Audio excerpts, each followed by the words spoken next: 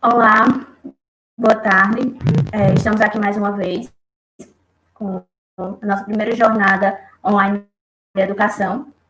Hoje a gente tem aqui a professora Etienne Lautschelling, com a mesa redonda, com a palestra sobre neurociência e educação, um diálogo necessário. A professora Etienne é doutora em neurociência e cognição pela Universidade Federal do ABC, mestre em educação e matemática pela Universidade Bandeirantes de São Paulo, especialista em matemática aplicada pela Universidade de Mogi das Cruzes, bacharel em matemática pela Universidade Brás Cubas e licenciada em matemática pela Universidade Brás Cubas. Me desculpe o erro. Eu peço desculpas pelo equívoco de ontem, porque a gente não espera por esses momentos, mas hoje, se Deus quiser, vai dar tudo certo. E eu agora irei passar a palavra para a excelentíssima professora Etienne. Espero que todos estejam bem e aproveitem ao máximo essa palestra. Tchau, tchau. Boa tarde, professora. Boa tarde. Primeiramente, queria agradecer pelo convite, pela oportunidade, né, de estar aqui com vocês, falar que estou com muita saudade dos alunos e agradecer também, porque eu já tenho recebido algumas mensagens de alguns amigos da Prefeitura de São Paulo, por onde eu trabalhei aí durante 11 anos antes de ir para a UFRN. Então, agradeço a presença de todos vocês, né, e espero hoje em dia, ou na data de hoje mesmo, fazer um diálogo que a gente tem aqui, embora, né, eu não posso vê-los, e isso é alguma coisa que acaba incomodando um pouco, mas a ideia aqui é fazer uma conversa mesmo sobre neurociência e educação. Eu vou pedir para colocar o primeiro slide.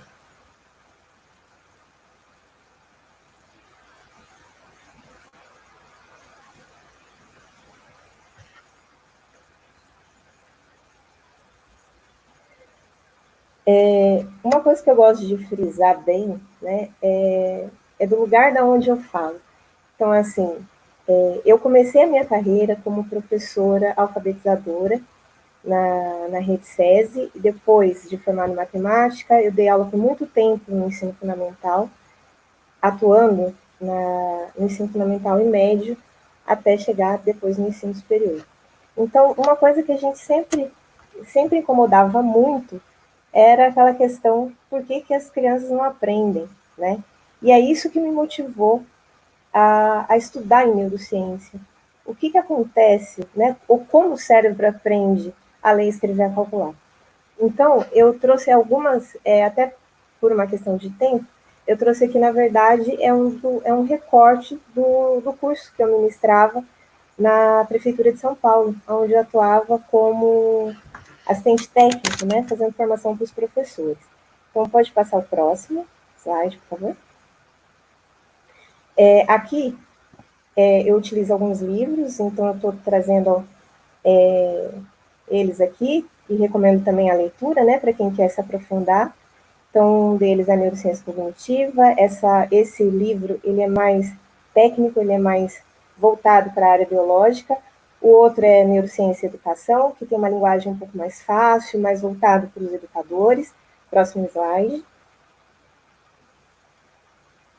Nós temos também um livro aqui muito interessante, que é esse Caçadores de Neuromito, que eu tive o prazer de conhecer um dos autores de um capítulo, que é o Matheus, e que vem trabalhando em 2014, né, ele trabalhava com relação a desmistificar essa questão de algumas ideias que estavam sendo propagadas na área da educação.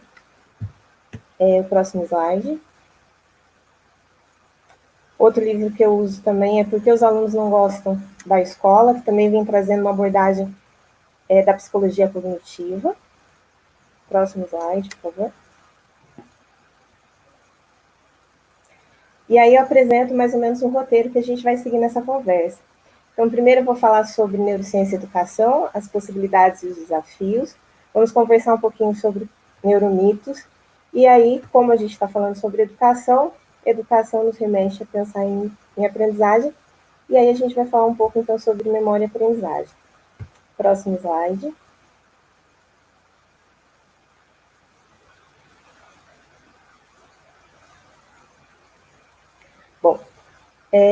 A gente começa a falar sobre o sistema nervoso.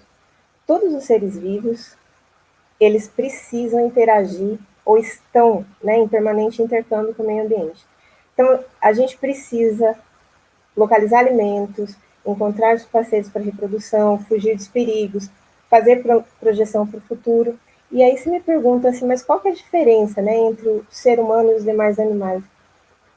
Qual que é a principal diferença? Eu ia falar que é a capacidade de planejar. Nós estamos planejando a todos os momentos, né? Quando a gente atravessa a rua, ou quando, por exemplo, eu vou sair daqui e vou até o mercado, então eu já vou fazendo aquele mapa mental. Como que eu vou fazer, que tipo de transporte que eu vou pegar, qual é o melhor caminho a seguir. Esse é um ato que o ser humano está constantemente fazendo. Normalmente, quando esse planejamento falha, aí eu vou pedir para passar o próximo slide. Aí a gente tem casos como esse daí, né? Às vezes o nosso planejamento não sai tão certo. Às vezes o planejamento acontece alguma coisa. E aí a gente precisa replanejar. Então eu vou pedir de novo para mudar para o próximo slide. E aí então, a neurociência, porque tem muita gente que quando eu falo, meu doutorado é em neurociência e cognição. As pessoas se perguntam assim, mas o que estuda a neurociência, né? Então, a neurociência, ela se preocupa, ela estuda a estrutura e funcionamento do sistema nervoso. Então, é por meio do cérebro que a gente pensa, sente, expressa o que aprendeu e interage, né? É o nosso sistema nervoso que interage com o ambiente. Então, a neurociência, ela estuda principalmente o sistema nervoso. E a gente considera que o principal órgão desse sistema nervoso seja o cérebro. Próximo slide, por favor. E aí a neurociência, ela, quando eu fui entrar no doutorado, eu acreditava que a neurociência era formada basicamente por neurologistas, pela área médica. E aí fui perceber que não, ela é uma área multidisciplinar. Então são vários especialistas que vão estudar um mesmo objeto, né, o sistema nervoso, por diferentes abordagens. Então é muito comum a gente encontrar engenheiros, professores, ou eu como sou matemática, que estão dentro dessa área da neurociência atuando. Então, é uma área multidisciplinar, né? Porque ela, como o sistema nervoso é muito complexo, então a gente precisa, às vezes, de vários profissionais para entender. A neurociência, quando eu passei pela UFABC, ela compreendia três áreas. Uma é a questão da modalidade médica, a outra mais voltada para a linha das ciências da cognição, e a outra é a inteligência artificial. Então, a reunião dessas três áreas, basicamente, é o que forma toda essa área da neurociência. Próximo slide, por favor. Essa daqui é uma figura muito usada para ver a contribuição das outras áreas para a neurociência. Então, lá a gente tem a filosofia, e da filosofia que vai fazer os questionamentos, né? Quem eu sou, para onde eu vou. É a filosofia que questiona. Nós temos contribuições da área da psicologia, da linguística, da antropologia, da inteligência artificial. Então, essas aqui são algumas áreas, né, onde as linhas cheias são fortes vínculos, as tracejadas são vínculos fracos, mas que a gente pode perceber que é a junção, né, de vários conhecimentos que formam todo esse conjunto de conhecimentos da neurociência. Próximo slide, por favor. E aí a gente tem uma nova área que está surgindo, que é a denominada neuroeducação, que seria a junção da neurociência, da psicologia e da pedagogia. Então, a neurociência vem trazendo os conhecimentos sobre o funcionamento do sistema nervoso, a psicologia vem falando sobre comportamento, mais voltada para a área de comportamento, e a pedagogia vem discutindo essas questões de educação e aprendizagem. Próximo, por favor. Mas aí eu gostaria de fazer uma pausa aqui para a gente pensar sobre algumas coisas, né? A primeira é o seguinte: nas últimas décadas, a gente percebe que as neurociências, os estudos realizados nessa área, avançaram um pouco mais. E aí permitem que a gente tenha uma maior clareza sobre esse processo de ensino-aprendizagem. Só que as neurociências são ciências naturais, que vão estudar os princípios da estrutura e vão descrever o funcionamento neural. Já a educação, ela tem uma outra natureza e finalidade, né? Então, basicamente, a gente não pode pegar o conhecimento, vamos dizer assim, conhecimento puro da neurociência e aplicar diretamente na sala de aula. Então, essa aplicação vai depender muito do educador, né? É por isso que o papel do educador é fundamental nessa parte. E aí a gente aqui defende que se o educador conhece um pouco mais sobre o funcionamento cerebral, ele pode melhorar ou pode otimizar as ações dele dentro da sala de aula. Mas não é aqui dizer que nós podemos pegar esse conhecimento da neurociência e transferir diretamente para a sala de aula, não. Há de se considerar o papel do educador nesse processo, né? Então, pode passar para o próximo slide, por favor? E aí, uma coisa que a gente percebe é que, ultimamente, se tem falado muito sobre neurociência. Parece que qualquer coisa que coloque lá uma figura de cérebro ou fala, olha, eu tenho esse novo método de ensino, e isso daqui está apoiado em neurociências, isso confere uma maior,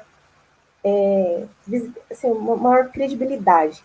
Eu lembro que certa vez eu estava na prefeitura de São Paulo e uma pessoa nos procurou mostrando um jogo e falando que era um jogo tipo de quebra-cabeça e falando assim, olha, esse jogo aqui já está comprovado pela neurociência que vai tornar quem participa, quem joga, vai ficar muito mais inteligente, né? E aí foi meu questionamento, mas define o que é inteligência, porque é difícil a gente definir quando uma pessoa é inteligente e quando não é, por meio de um jogo só, por conta de um experimento. Mas a pessoa se usava da neurociência, todo jogo tinha figurinhas de cérebro, então a gente percebe que teve um aumento significativo de pessoas que usam esse termo de neurociência de uma forma descabida para dar uma credibilidade para o que elas estão falando. E aí a gente também acaba encontrando os que eu chamo de neuroeducadores, que são pessoas normalmente que fizeram um curso de 30 horas e que saem por aí fazendo palestras e falando em nome de neurociência. Então, uma coisa que eu sempre falo para os meus alunos é que antes de assistir uma palestra ou antes de pegar uma ideia e sair por aí divulgando, que a pessoa pegue o nome da pessoa, procure o Lattes, veja se a pessoa tem publicação na área, porque a gente está encontrando aí muito neurobobagem, né? São as neuromodas ou os neuromitos. Os neuromitos são aquelas afirmações que são repetidas com muita frequência e que acabam se tornando verdades, mas que na verdade não tem um fundamento científico. Então, acho que quase todo mundo já ouviu falar que o ser humano só usa 10% da capacidade cerebral e que se a gente usasse 100%, nós teríamos superpoderes. E essa ideia foi mais divulgada, né? As pessoas começaram a acreditar mais. Teve até um filme que trata sobre isso, né? De uma moça que usa uma droga e começa a usar o cérebro, aumenta a capacidade de usar o cérebro e acaba tendo superpoderes, né? Então, isso é um neuromito, né? Ou será, por exemplo, também uma outra coisa que eu ouço muito, que bebês que ouvem Mozart, então, assim, a mãe deixa lá uma música, e tem que ser música clássica, né? E que a criança vai tornar mais inteligente. Inclusive, já ouvi até algumas informações que se a gente colocasse música clássica para galinhas, que as galinhas poderiam se tornar mais inteligentes. Então, assim, será que... E eu vejo pessoas divulgando isso. Então, normalmente, quando eu entro na sala de aula, alguns alunos acabam citando uma informação ou outra, né? Então, eu falo assim, olha, antes da gente começar a citar algumas informações, se é necessário que a gente cheque essas informações, que a gente veja veracidade. Principalmente agora, numa era que a gente vive, né, aí por aí cheio de fake news, a gente precisa mais do que nunca verificar, antes de passar alguma informação, se essa informação tem fundamento científico ou não. Próximo slide, por favor. Como aqui disse, né, a simples menção da palavra neurociência acrescenta um verniz e dá uma respeitabilidade, traz alguma questão assim, um caráter científico, né? E aí as pessoas acabam vendendo ou divulgando esses pacotes de aprendizagem que são quase que milagrosos, mas que isso não existe, né? Pode passar o próximo slide, porque esse eu acabei falando um pouco antes. E aí a gente vive numa era da informação, ainda mais agora, numa era digital, onde a gente precisa muito, né, da computação, e a educação se transformou dos principais ativos econômicos de um país. E aí a gente defende aqui que a educação tem por finalidade o desenvolvimento de novos conhecimentos ou comportamentos, que é mediada por um processo que envolve aprendizagem. E aí fica a minha pergunta, né? Mas de onde vêm os nossos comportamentos?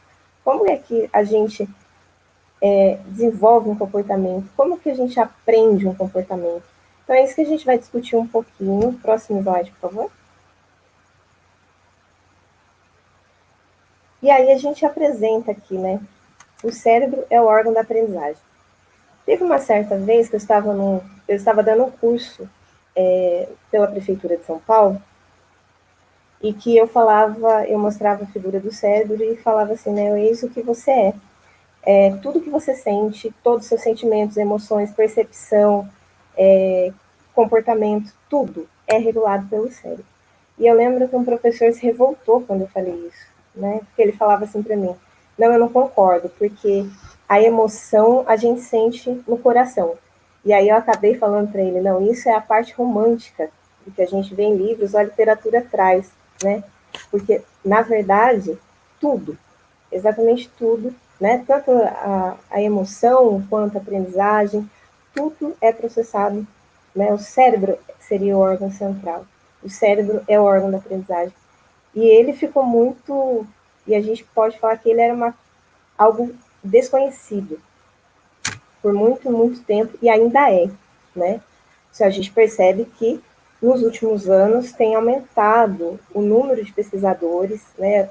Quando eu comecei o doutorado em neurociência por volta de 2013, eram pouquíssimas pessoas que sabiam que era neurociência ou que tinham ouvido falar. Hoje em dia a gente já percebe que pouco mais de pessoas conhecem, que esse conhecimento está chegando um pouco mais nas escolas ou para os educadores.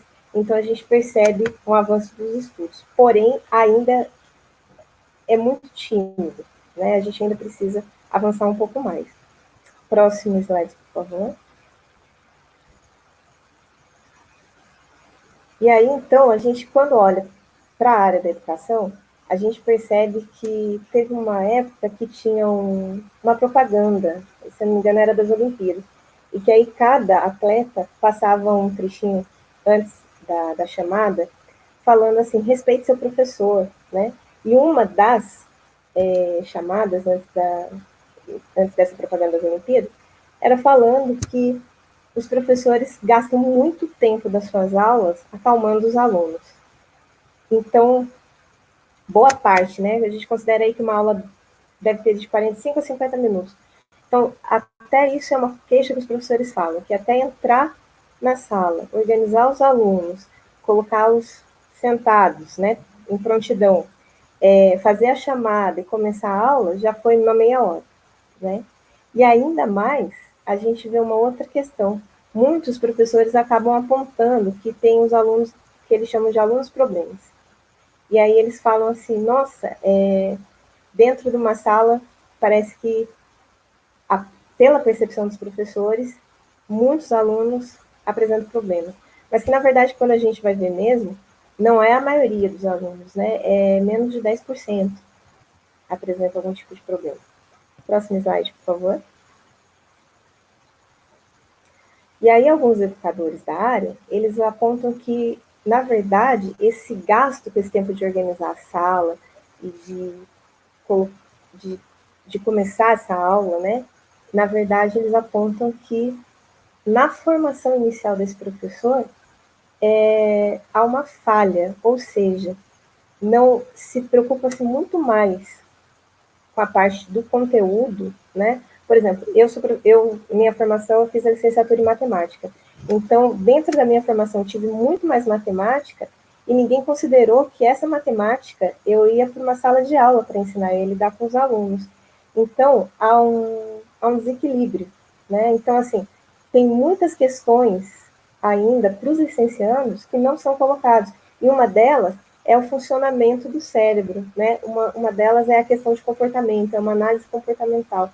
É que você, como você está lidando com o ser humano, é que você entenda como que eu posso compreender esse comportamento e como que eu posso deixar essa aula muito mais eficiente?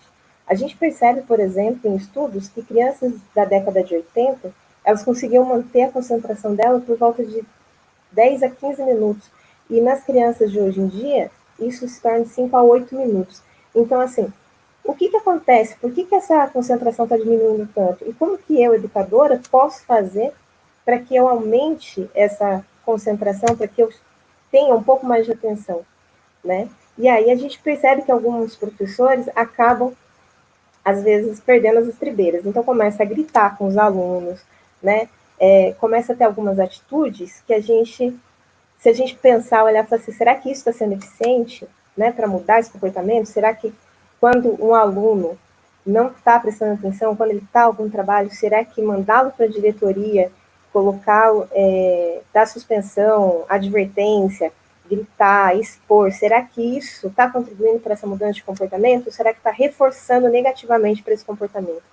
Então, a gente defende aqui também que nos cursos da licenciatura há de se ter um olhar para essa questão também, né? É pensar que aquele profissional, ele vai para uma sala de aula lidar, às vezes, com 40 cabeças ali no mínimo, né, por vez, e que pensam de forma diferente. E como que esse professor consegue melhorar essas aulas? Como que ele consegue lidar com tudo isso? Próximo, por favor.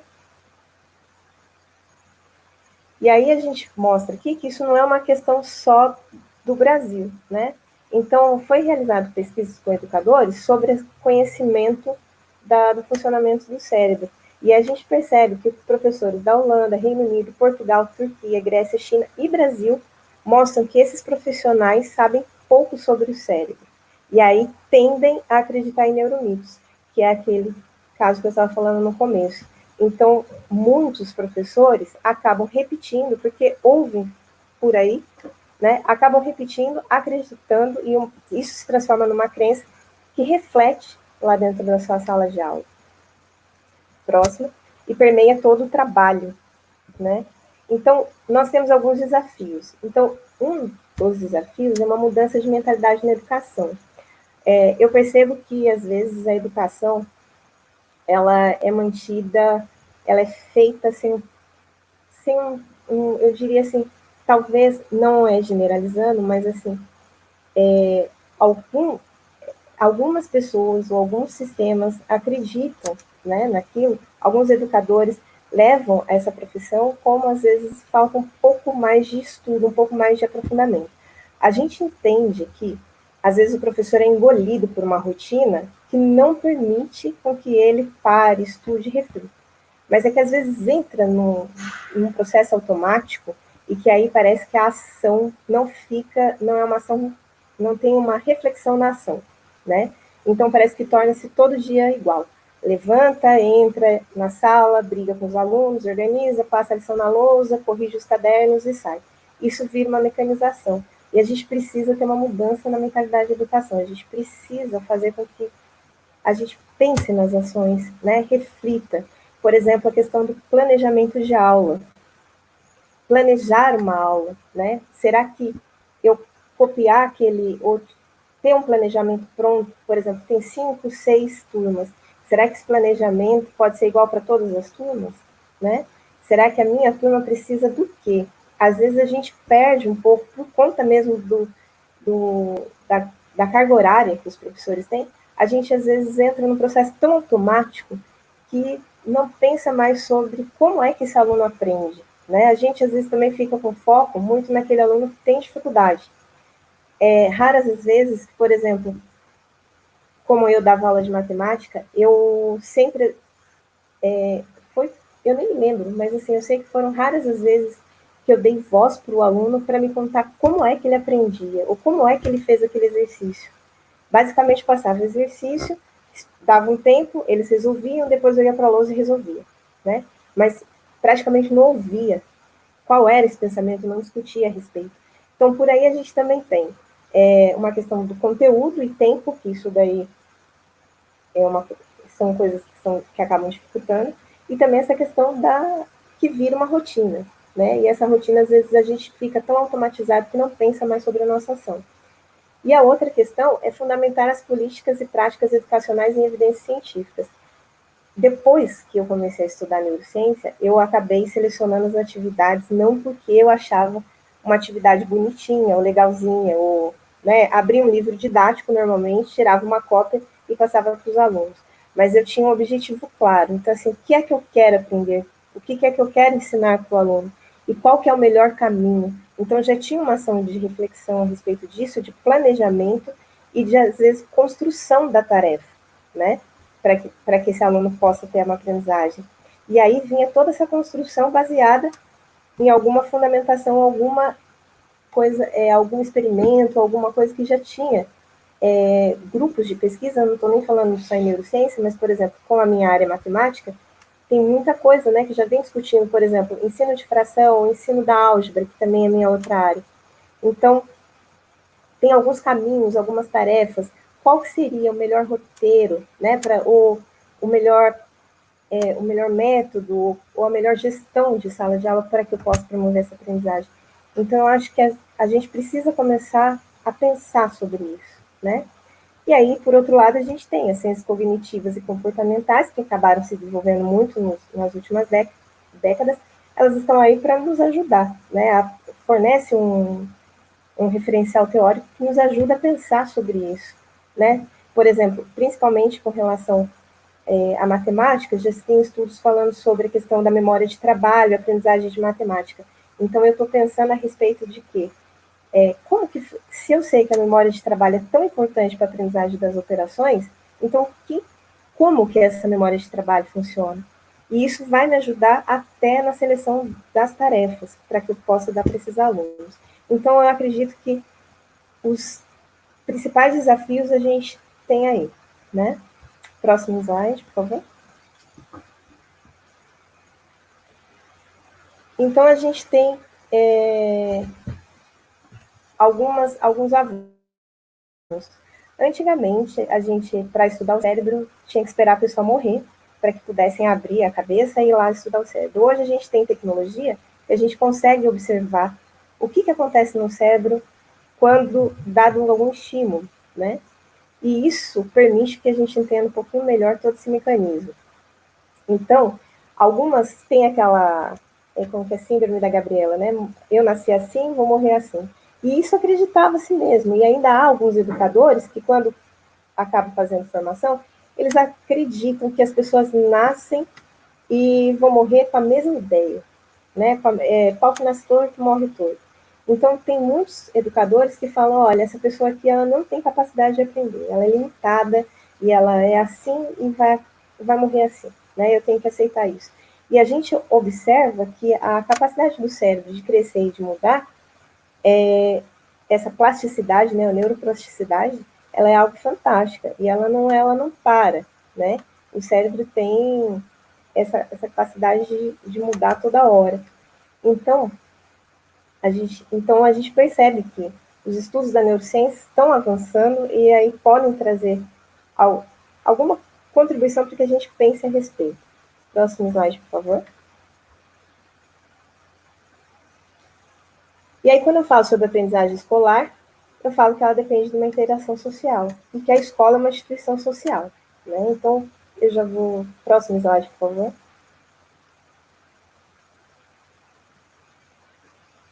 E aí, então, quando eu falo sobre aprendizagem, eu não consigo falar de aprendizagem sem falar de memória. Então, quando eu pergunto, que dia é hoje? Qual é a aparência do seu melhor amigo? Como que a gente dá um laço no cadarço do sapato? Quando a gente lembra de qualquer informação, né, tudo que eu sei, por exemplo, se eu sei hoje da minha casa até o meu serviço, ou até mesmo sou professora de matemática, então todo esse conteúdo matemático, como é que eu sei? Como que a minha memória retém? O que faz algo ficar na memória? Tem coisas que a gente não são significativas para a gente. Por exemplo, eu tenho um monte de musiquinha, jingle, do Jânio Quadros, Varre, Varre, Façorinha, que acho que muita gente que nem lembra mais, que isso para mim eu via quando era criança e até hoje está fixa no meu cérebro, né? Então, como que o que faz algo ficar na memória? E quantas coisas que a gente quer lembrar, né? E de repente você não se lembra mais. Então, o que determina isso? Por que a gente precisa, por exemplo, quando eu falo maçã, Eu não preciso dar uma maçã para cada um, para que a gente lembre do sabor, da cor, do formato da maçã, né? Então, o que faz tudo isso ficar na memória, né? Como que essa memória funciona? Tinha-se a ideia de que a memória era como caixa de arquivos, né? Eu até lembro de alguma professora primária minha falando que era como sistema de arquivo, cada coisa que eu estudava eu colocava dentro da caixinha, e que na hora da prova eu tinha que saber abrir a gavetinha certa. E hoje a gente sabe que a memória não é um sistema estático, ela é um sistema complexo, né? Ela não está localizada também numa região específica do cérebro. A gente percebe que não há esse lugar específico. Próximo slide, por favor. E aí eu proponho que vocês leiam esse problema comigo, para que a gente pense a respeito um pouquinho. Então, em um quarto vazio, há uma vela, alguns fósforos e uma caixa de pregos. O objetivo é manter a vela acesa a cerca de 1,5 metros do chão. Você tentou derreter um pouco da cera na parte inferior da vela para fixá-la à parede, mas não funcionou. Como manter a vela acesa a 1,5 metros do chão sem precisar segurá-la? Quando você lê esse problema, eu aposto que a maioria olhou e falou assim, nossa, que saco, né? Não estava assim, que legal, vou pensar a respeito disso. E normalmente é isso que acontece com os nossos alunos, com estudantes de uma maneira geral. Quando a gente, principalmente, ninguém gosta dessa palavra problema, e eu não estou nem falando de um problema matemático, eu estou falando de um problema de qualquer ordem, né? Ninguém gosta do problema, as pessoas gostam da solução, mas do problema ninguém gosta.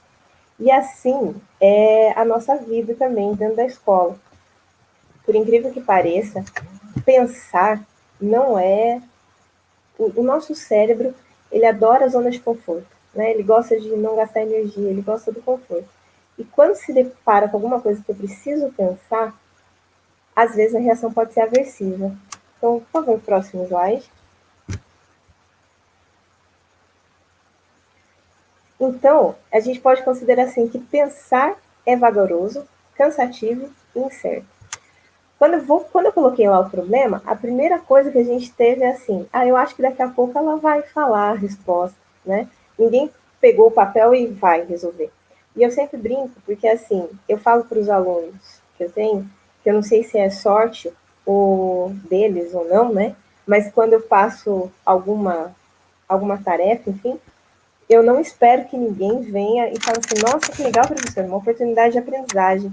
Eu sempre espero que eles fazem isso sempre. Eles vão negociar para mim. Professora, vai resolver. A gente não está entendendo, não está entendendo nada. E sempre vem a reclamação. E isso é normal. Por quê? Porque nós evitamos pensar, nós não somos bons nisso. Mas, por outro lado, a gente não gosta de pensar, mas a gente adora os resultados do pensamento. Principalmente quando a gente encontra a solução de um problema. Isso para a gente é muito prazeroso, né? Parece alguma coisa bem contraditória. A gente não gosta de pensar, mas a gente gosta dos resultados da solução, né? Quando, por exemplo, você está numa dificuldade, resolvendo alguma coisa muito complicada e que acha a solução, isso é muito, muito prazeroso, né? E essa é o nosso trunfo, é a nossa carta na manga, né, como professor, porque imagina se a gente não tivesse esse prazer para a resolução. Só que para resolver esse problema, ou para a resolução desse problema, há alguns indícios. Por exemplo, se o problema for muito fácil, se for alguma coisa que nos faz pensar, a gente também não se interessa.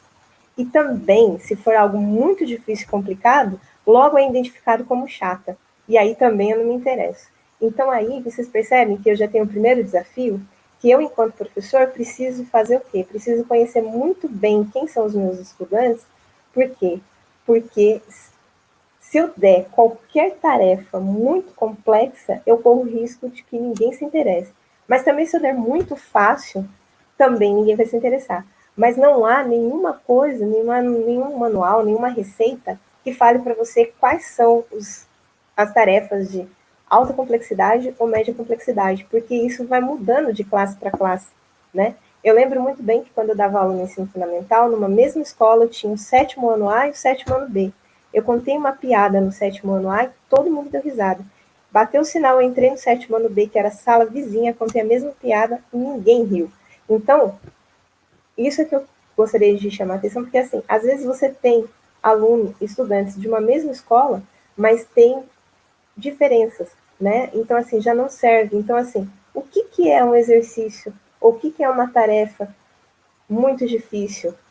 Não sei, porque o que pode ser muito difícil para um pode ser muito fácil para o outro. E aí entra o papel crucial que é do professor. É ele que vai decidir isso, é ele quem vai selecionar essas atividades. A próxima, por favor. Então a gente fala, e eu falo que até essa questão de ter Google hoje acabou mudando o meu modo de pensar. Quando eu fiz a faculdade, que eu nem vou falar aqui qual foi o ano, eu lembro que o professor passava um exercício e que se eu quisesse achar a resposta, eu tinha que ir até uma biblioteca, puxar uma gaveta, procurar um livro de cálculo, ler livro por livro para tentar pesquisar ou achar qual que é esse livro de cálculo, qual que é esse exercício. Então era muito mais fácil eu tentar resolver. Hoje em dia, eu tenho que fazer diferente. Quando eu dou uma tarefa, eu antes pesquiso na internet se essa tarefa existe, né, e já está resolvida. Porque a primeira coisa que os estudantes fazem quando eu dou a tarefa não é pensar ou se debruçar sobre ela, é procurar no Google. E aí, se o Google não tem, ainda eles não desistem. A primeira coisa também é procurar no Google. Se aí o Google não, se o Google tiver, ótimo, eles vão fazer. Se o Google não tem, eles ainda vão perguntar para alguém da sala se alguém resolveu, se alguém tem, se um outro aluno do outro semestre tem o exercício resolvido, alguma coisa assim.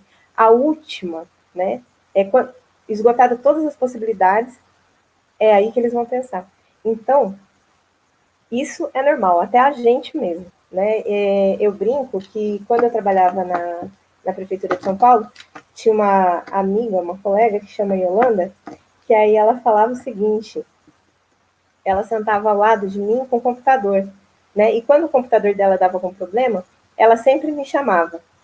Quando eu não podia resolver, ela chamava o professor Ivo, que era da informática. E aí a última tarefa, a última coisa, esgotada todas as possibilidades, é que ela ia resolver o problema. Então eu sempre brincava com ela, né? Falando, nossa, Yolanda, você está seguindo todo esse caminho. E isso a gente percebe, né? Então, assim, isso não é só dentro da sala de aula. Fora da sala de aula também acontece. Próximo slide, por favor. Então, quando a gente está falando assim, memória e aprendizagem, antes de prosseguir, a gente vai definir, quando eu falo memória, o que eu estou falando? É a habilidade de adquirir, reter e usar informações e conhecimentos. Porque, normalmente, quando a gente fala memória dentro dos ambientes escolares, parece que é um termo meio... não é bem aceito, né? Eu já tive professores que falavam para mim, mas é ruim e tal. A decoreba é uma questão, né? A memória não, a memória é boa, porque assim, tudo que eu sei a respeito de tudo, inclusive da minha própria história, está na minha memória. Agora, decoreba não é a memória, né? Então, quando eu falo memória, a gente está falando aqui dessa habilidade de adquirir, reter e usar informações e conhecimentos. E quando eu estou falando de aprendizagem, a gente está falando sobre um processo que reflete uma alteração no comportamento baseado, sobretudo, na experiência, tá bom?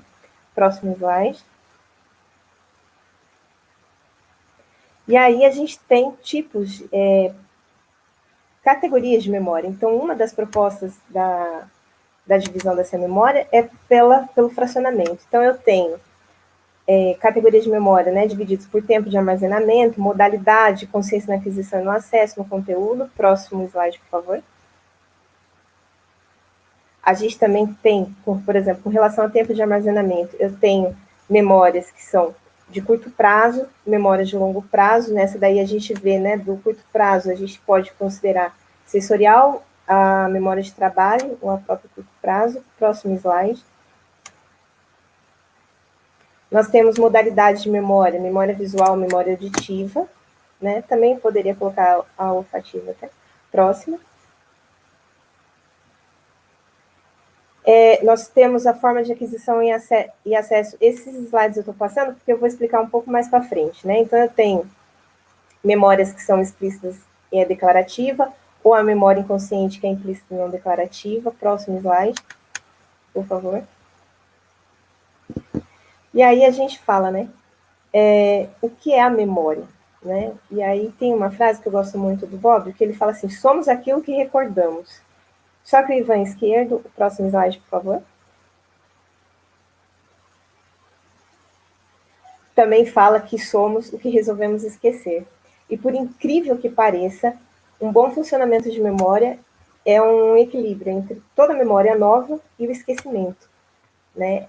Teve um tempo, que eu até comento isso com os alunos, que eu gostaria, principalmente na minha época da graduação, que eu queria ser um tipo de aluna que não esquecesse nada. Porque eu tinha um formulário com 53 demonstrações de integrais, e eu tinha que lembrar tudo isso para a prova. E aí eu falava assim, nossa, eu queria ter tipo um superpoder para não esquecer nada. Só que aí até eu me deparei com um paciente na literatura que não tem a capacidade de esquecer, e que aí já tinha tentado várias vezes o suicídio. Porque hoje em dia, se a gente briga, né, daqui a pouco a gente esquece. Se algum parente acaba falecendo, esse luto, né, essa dor se transforma em saudade. Agora vocês imaginam, vocês não conseguindo esquecer nada, né? Durante uma briga aquilo fica iminente, ou a dor de um luto fica sempre ali, né? Isso nunca some. Então também é ruim. Então assim, o que não pode ter é um desequilíbrio. A gente esquecer muito mais do que lembra. Mas o bom funcionamento da memória significa a aquisição e o esquecimento. Próximo slide, por favor. Então, resumidamente, memória implica mudança, né? Então, bem básico, por exemplo, eu chego em um determinado lugar, não sei onde fica o filtro de água. Então, da primeira vez que eu senti sede, eu vou ter que ter um tipo de comportamento, eu vou andar pelos lugares procurando esse filtro de água. E depois que eu acho, na próxima vez que eu sentir sede, eu não necessito mais ficar rodando pelos lugares em busca, eu já sei aonde é o filtro e vou diretamente nele. Então, eu tenho uma mudança de comportamento. A memória sempre vai reter as informações que podem ser utilizadas, é necessária a maioria das funções, inclusive, por exemplo, comer, andar, ir do meu serviço para minha casa, né, me movimentar na rua, com relação também a quando eu falo. Todas as minhas funções, a maioria delas eu dependo da minha memória. É um funcionamento complexo, depende de vários mecanismos, não de um só, e como eu falei, o bom funcionamento depende do equilíbrio entre ganho e perda. Próximo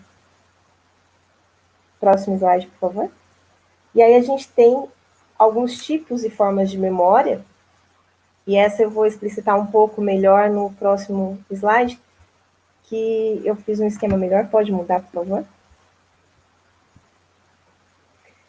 E aí a gente vai falar agora especificamente sobre a memória de trabalho. Por que da memória de trabalho? Porque ela está mais relacionada à questão da aprendizagem ou da questão escolar. Então, a definição, né, ela é composta por um conjunto de processos cognitivos elaborados que combinam tanto o armazenamento como o processamento da informação. Então, por exemplo, se alguém me perguntar hoje aonde estou, o que eu estou fazendo, esse tipo de informação é a minha memória de trabalho que está entrando em ação. Então, eu vou responder e ela não vai deixar traços, ou seja, é como eu falo, eu entro dentro da sala de aula, dou aula de matemática, quando eu sair, eu não fico dando aula de matemática o tempo todo o resto da vida, né? Não produz arquivos, ela está relacionada ao córtex pré-frontal e o funcionamento inadequado de um ou mais componentes da memória de trabalho está associado e relacionado com as dificuldades de aprendizagem e ao baixo rendimento escolar. Isso tanto na leitura, quanto na escrita, quanto no cálculo. Né? Por isso que é muito importante eu entender esse funcionamento. E é bem complexo, né? Não seria... a gente só vai conversar um pouco sobre ela, não, mas daria aqui para falar um semestre a respeito da memória de trabalho. Pode ser o próximo slide, por favor? Aqui é só para a gente ver, como eu falei que é o córtex pré-frontal, é essa região aí que está meio roxa, né? Só a localização. Próximo slide. Então, essa memória de trabalho, ela recebe e processa a informação oriunda do ambiente, resgata e armazena a informação da memória de longo prazo. Então, por exemplo, se eu me deparo com algum problema hoje, trocar pneu, eu preciso resgatar. Então, é como se ela vai lá num sistema de arquivo da memória de trabalho, e ela volta, e aí eu falo, sei trocar pneu? Sei. Então, aí eu vou executar. E se eu vou lá na minha memória de trabalho, como se fosse um arquivo, né? Falando assim, você sabe trocar pneu? Não. Então, isso significa que eu vou ter que procurar como que é isso. A duração, ela é só para mesmo executar a tarefa, ela tem uma limitação de armazenamento e processamento. Motivação é a fonte energética. E a ativação pode ser aversiva. Olha que interessante. Lembra-se quando eu coloquei lá naquele primeiro slide, aquele problema? A primeira coisa que deu é, ai, que canseira. Eu sempre falo que quando eu comecei a escrever a minha tese, quando eu sento para escrever a tese, é o momento onde me dá mais sono. Vinha todo o sono do mundo. Ou quando eu tenho que preencher algum papel, alguma coisa, algum relatório, eu posso estar super bem, posso estar pulando, posso estar super ativa.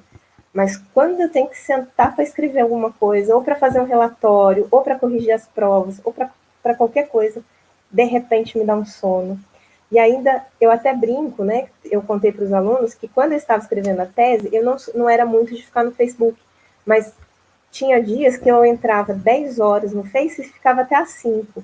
E que ficava lá, nem sei fazendo tanto que, mas era o quê? Era um modo de fugir, porque eu tinha que sentar e tinha que escrever.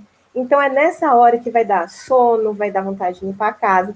Algumas alunas relatam para mim que quando precisam estudar, quando precisam fazer alguma coisa, é a hora que olha para casa e que quer fazer toda essa limpeza, né? É porque essa ativação pode ser aversiva. E aí, para aprender a gostar de estudar, o indivíduo precisa postergar a recompensa. Então, o que é? Eu vou fazer uma coisa chata hoje, para que eu tenha uma recompensa mais tarde, que pode ser certa ou incerta. Só que a gente percebe que hoje em dia, a sociedade, de modo geral, ela está sendo bombardeada por informações do tipo: a vida é curta, você precisa ser feliz agora, você precisa saber do que vai dar certo agora, né? E estudar, às vezes, não te dá um retorno agora. Por isso é que a gente está falando de uma dificuldade, inclusive, dos alunos agora aprender a gostar de estudar, né? Porque essa recompensa, ela não é imediata. E não é uma questão dos estudantes, é uma questão da sociedade. Se a gente percebe que pessoas que nasceram lá na década de 80, mais ou menos, quando queriam escrever uma cartinha ou se comunicar com alguém, tinha que sentar, escrever a carta, pedir para a mãe colocar no correio. Esse correio ia chegar na outra cidade, a pessoa ia receber a carta, escrever a resposta, colocar no correio. E até todo esse trâmite ia dar quase um mês para esperar. Hoje em dia, se a pessoa manda uma mensagem para você no WhatsApp, dá 3 segundos e você não responde, a pessoa surta, né? Então ela já não consegue mais ter essa capacidade de postergar, né, de esperar. E aí nós temos um novo desafio, né, com relação a ressignificar essa questão do estudo. Próximo slide, por favor. Então, quando eu estou falando de aprendizagem escolar, eu preciso que esse indivíduo se envolva com essa atividade, com essa tarefa. Ele precisa estar motivado a aprender. E aí, sempre eu começo a questionar sobre o que é a motivação. Porque a motivação é de cada um, né? Você está dentro de uma sala de aula e se você pergunta para os estudantes por que vocês estão fazendo, cursando determinada coisa, determinada disciplina ou determinado curso, cada um vai te dar um motivo. Cada um tem a sua história, né? Então eu falo que professor não motiva, eu incentivo, eu posso mostrar, eu posso ajudar a mostrar caminhos para que esse aluno ache seu motivo para estudar. E é isso que vai fazer esse aluno não parar. É como eu sempre falo, eu fiquei muito tempo sem praticar exercício físico. E aí o que acontece? Quando fui chamada para fazer atividade física, então tinha uma colega que era muito gostava, adorava, e ela falava para mim: não, Etienne, vamos fazer ginástica funcional. E falava para mim: vamos, porque é melhor, porque você vai se sentir melhor, porque a gente está chegando numa idade que precisa. E eu falava: não, vamos, vamos. Quando chegava no outro dia, às 9 horas da manhã, num frio lascado, eu falava: ah, ela que vai sozinha. Eu virava do outro lado e dormia, né? Eu só fui mesmo para a ginástica quando eu vi que os meus exames estavam todos ruins, porque eu estava numa situação de saúde crítica, aí não tinha para onde fugir e arrumei meu motivo, né, rapidamente. Então, essa questão da aula motivada, né, a gente ainda precisa pensar a respeito um pouco dela. A gente incentiva, a gente ajuda o estudante a achar o motivo, mas cada um vai ter o seu, né? Próximo slide, por favor.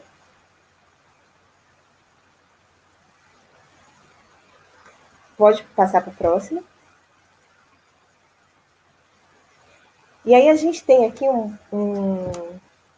esquema que vai falar sobre uma memória de longa duração, que é o sonho de todo educador, né? Que é aquela memória que fica e que é gravada, que ela não vai. Porque a gente tem essa memória de curta duração, que é basicamente, por exemplo, se eu falar o meu número de telefone, você não tem um papel, você vai começar a repetir, repetir, repetir. Quando você passar por um papel, ela vai esquecer, ela some, né? É diferente, por exemplo, dessa memória de longa duração. Essa memória de longa duração, ela pode ser explícita ou implícita. A implícita eu não consigo declarar. Por exemplo, aprendizagens do tipo, não consigo te dar uma aula teórica ou pelo vídeo de como andar de bicicleta ou como dirigir um carro. Não tem como, né? Não tem como a gente fazer uma videoaula de como andar de bicicleta ou como nadar pelo vídeo, e aí depois a pessoa se atira na primeira piscina e tenta atravessar. Não tem como, né? Então, esse tipo de memória, ela não é declarativa. E a memória que é explícita ou declarativa, ela vai se dividir. Ou ela é semântica, ou ela é episódica. Eu vou pedir o próximo slide, por favor. Aí a gente tem um slide um pouco mais colorido. Então, essa memória declarativa, que ela pode ser de fatos, então, por exemplo, descobrimento do Brasil, ou qual é a capital do Rio de Janeiro, tudo isso está ligado à memória de fatos. São coisas que eu não tenho necessariamente uma relação com a emoção. Eu sei e sei.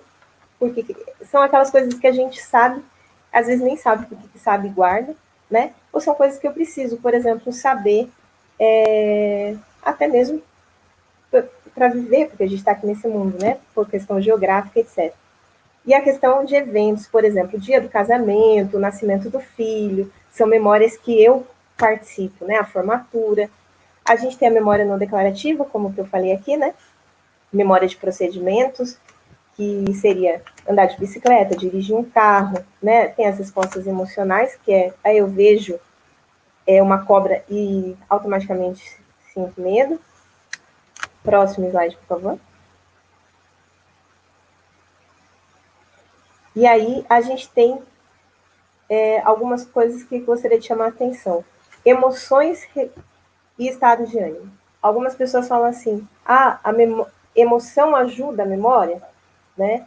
Não é que eu preciso da emoção para ter uma memorização melhor, mas ela pode ajudar. Então, vamos ver o próximo slide, que acho que eu tenho os gráficos para a gente ver. Então, por exemplo, foi feito um estudo onde as pessoas estudaram, para que a gente tenha, a memória depende do estado. As pessoas estudaram dentro da água e fora da água. Aí a gente tem aqui, ó, estudaram dentro da água e fizeram o teste ou a prova debaixo da água e fora da água. A gente tem quem estudou fora da água e fez a prova debaixo da água e dentro da água. Aí, se vocês compararem, vamos ver aqui que está nas extremidades. Então, quem estudou dentro da água e fez a prova dentro da água foi melhor, se saiu melhor, do que quem estudou dentro da água e fez a prova fora da água, né? A mesma coisa acontece fora da água tem um resultado melhor do que quem fez fora da água e fez a prova dentro da água. Então, a gente percebe que a memória depende do estado. Próximo slide. Da mesma forma, nós temos outro estudo aqui que fala, a pessoa estudou com barulho e estudou no silêncio. Estudou com barulho e fez a prova no silêncio, estudou com barulho e fez a prova no barulho. A gente percebe também que quem estuda no barulho e faz a prova no barulho, vai melhor, ter melhor desempenho do que quem estuda com barulho e faz a prova no silêncio. E a mesma coisa acontece quem faz a prova no silêncio e estuda no silêncio. Então, aqui a gente também vê aqueles casos, né, que alguns alunos relatam. Até eu mesmo faço parte desse grupo, que acaba estudando com música, né? E aí, quando vai fazer a prova, relembra a música e aí tende a lembrar o que estudou. Próximo slide, por favor. E a gente também tem a questão de que a memória também depende do humor. Então, tem pessoas que estudaram tristes e fizeram a prova triste, pessoas que estudaram triste fizeram a prova feliz. E a mesma coisa acontece do outro lado, né? Pessoas felizes, estudaram felizes, fizeram a prova triste, fizeram a prova felizes, estudaram felizes. Aí eu chamo a atenção que a gente vai perceber que, olha, quem fez a prova triste, quem estudou triste, fez a prova triste, acerta bem mais do que quem faz a prova feliz, quem estuda feliz e faz a prova feliz. E aí eu faço até a brincadeira, né? Foi por isso que toda vez que você vai estudar para a prova, fica bem triste, porque o resultado, estuda triste, vai fazer triste, porque o resultado vai ser bem melhor, né? Próximo slide, por favor. Bom, esse slide, eu acho que pode pular, pode passar para o próximo, que aí eu falo nele. Bom, uma questão também que eu queria lembrar é sobre o efeito Pigmalion. Esse efeito Pigmalion, ele fala o seguinte: quanto maiores expectativas que se tem relativamente a uma pessoa, melhor seu desempenho. Esse efeito Pigmalion foi um experimento que foi feito com professores, por exemplo, tenho 2 turmas, numa turma só tinha os piores alunos, né, assim denominados, e no outro os melhores alunos. Mas os professores que foram convocados para dar aula para essas turmas não sabiam, né, sobre essa fama que os alunos tinham. Então, esses professores acreditavam que esses assim denominados piores alunos eram os melhores alunos, e vice-versa. O que a gente observou que quando esses professores acreditavam que eles eram os melhores, a prática deles dentro da sala de aula mudava, né? E os que eles acreditavam que eram ruins, eles tinham uma outra prática pedagógica, mas para eles estava tudo normal. Só que quando você vai observar o comportamento, você observava que o professor, naquela sala que ele acreditava que os alunos eram os melhores, ele circulava mais pela sala, ele passava tarefas um pouco mais atraentes do que a outra sala. Então, isso daqui eu gostaria de só colocar aqui um lembrete, que lembre-se que a sua expectativa com relação, seja filho, seja aluno, seja, né, a qualquer pessoa, ela vai ter um impacto, sim, nas suas ações, né, com relação ao desempenho. Próximo slide. E aí a gente passa para algumas ideias centrais, né? Professores dentro da sala de aula precisam selecionar trabalhos que representam um desafio moderado.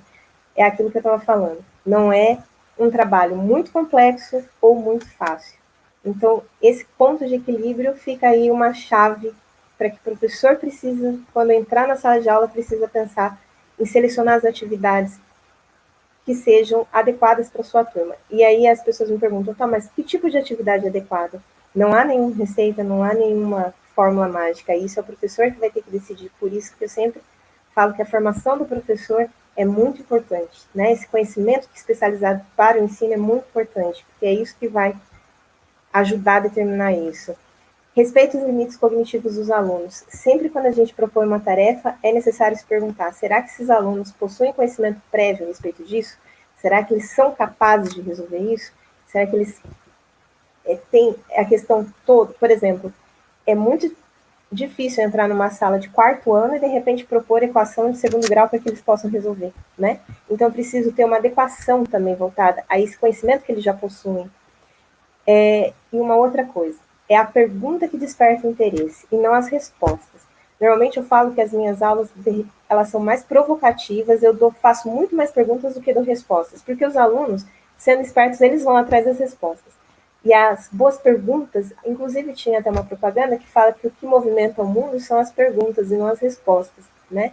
Então, fazer boas perguntas em sala de aula é isso que vai motivar, é isso que vai, não digo motivar, mas é isso que vai despertar o interesse para que o aluno vá atrás dessa resposta. É isso que vai despertar a curiosidade. E outra coisa, trabalhar com variadas estratégias. O novo, as mudanças atraem a atenção.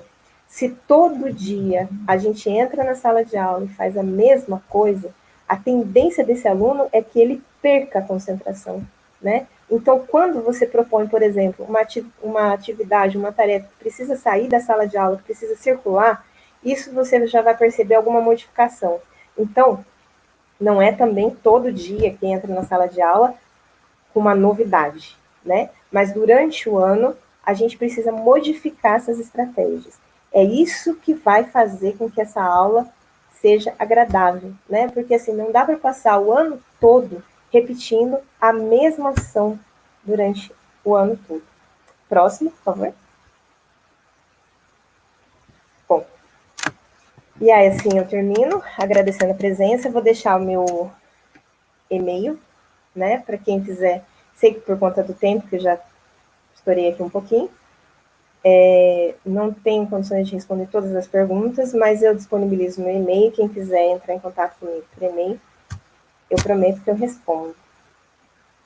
E agora, estou aqui aguardando.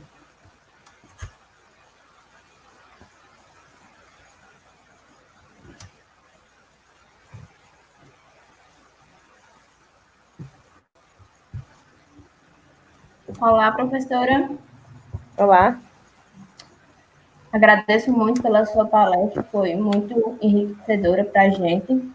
Eu vou, como de acordo com o que a gente estava fazendo, eu vou apresentar duas questões, já que você tem seus afazeres, e você responde, tá ok? Tá certo. A primeira pergunta é de Maiane Priscila. Etienne, percebe-se que se aprende mais quando o aluno tem curiosidade, né? Exatamente. Por isso é que eu falei lá no final que a pergunta é uma boa pergunta é essencial, né? Porque até a gente mesmo, se você, por exemplo, falar para mim sobre questões de psicologia cognitiva, e se isso me atrai, se isso me desperta curiosidade, com certeza vou me sentir mais motivada, né? O meu motivo, como eu falei, para procurar. Então, por isso que eu falo que talvez dentro da sala de aula, quando eu, de repente, sei lá, por exemplo, ciclo da água. Talvez fosse muito mais interessante um professor começar com uma pergunta do tipo: vocês perceberam a mãe lavando a roupa em casa? Todo mundo, percebo. Colocou a roupa no varal. O que acontece com a água depois de um tempo? Essa água desaparece. Tá, mas ela desaparece assim, como mágica? Então, de repente, é muito mais interessante você começa a sua aula com uma pergunta, com uma questão dessa forma, do que de repente chegar e falar: o ciclo da água, os 3 ciclos da água são 2 pontos, né? Então, de fato, a curiosidade a gente pode falar que é um combustível. Vamos para a próxima pergunta. Micarla Silva. De acordo com a neurociência, o que é necessário para se realizar uma tarefa consciente? Bom, esse tipo de pergunta eu não vou conseguir responder aqui agora, eu posso depois conversar com ela por e-mail, porque para a gente falar sobre tarefa consciente, a gente precisa determinar primeiro o que é a consciência. E determinar o que é a consciência é algo muito complexo, né? Porque a gente não sabe, por exemplo, se eu perguntar assim, será que nós estamos conscientes aqui, dentro do nosso tempo, né?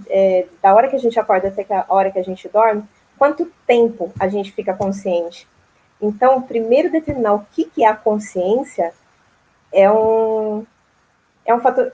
Primeiro, a gente precisa determinar o que é estar consciente, o que é consciência, para que depois a gente pense sobre uma tarefa de modo consciente. Mas isso depois eu me coloco à disposição para que a gente possa discutir, eu e a Micarla, e quem quiser participar. Mais uma pergunta aqui. O pensamento acelerado realmente atrapalha a leitura e o estudo. Às vezes, enquanto leio, o meu pensamento vai longe. Sinto que isso me atrapalha muito.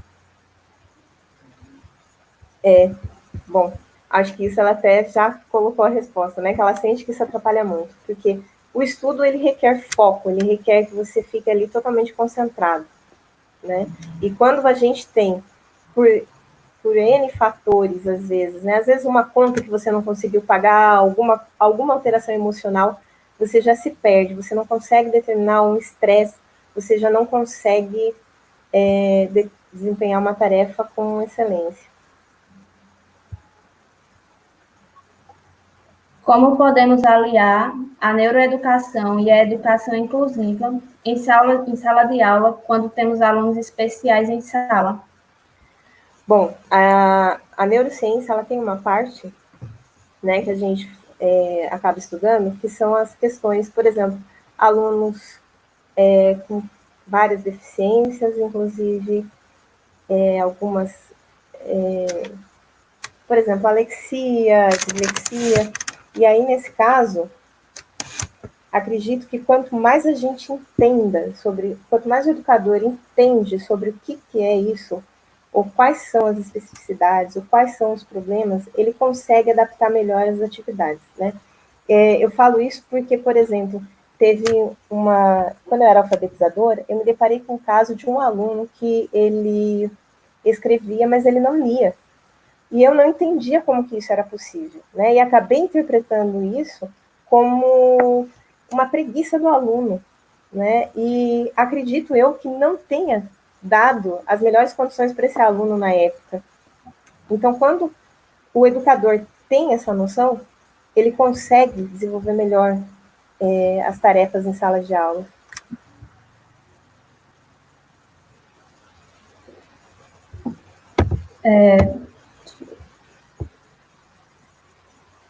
Etienne, você chamou a atenção para a necessidade de mudarmos nossa mentalidade do que entendemos por educação. Baseada em suas experiências, como podemos iniciar esse processo de desconstrução? O primeiro passo, Igor, eu acredito que é, primeiro, a gente estudar, e segundo, a gente precisa deixar um pouco as nossas crenças de lado.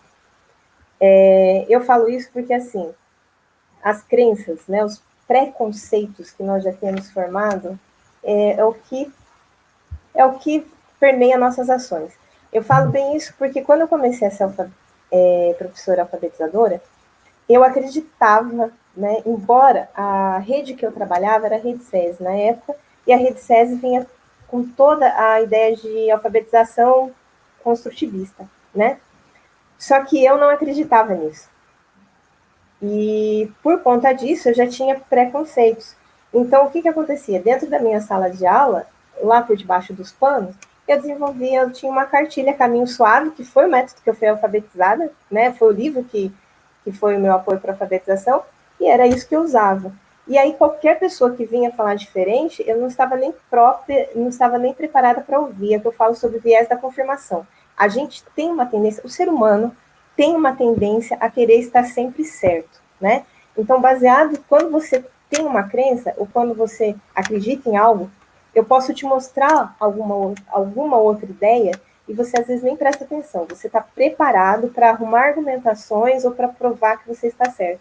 Então, eu acho que o primeiro passo é a gente deixar um pouco essas crenças de lado e estudar muito, né? Que nem eu falo assim, para falar mal ou para não concordar com alguma coisa, eu preciso estudar o dobro, né? Então, é tentar, e primeiro, é estudar, deixar as crenças do lado e estudar, né? Não tem outro jeito.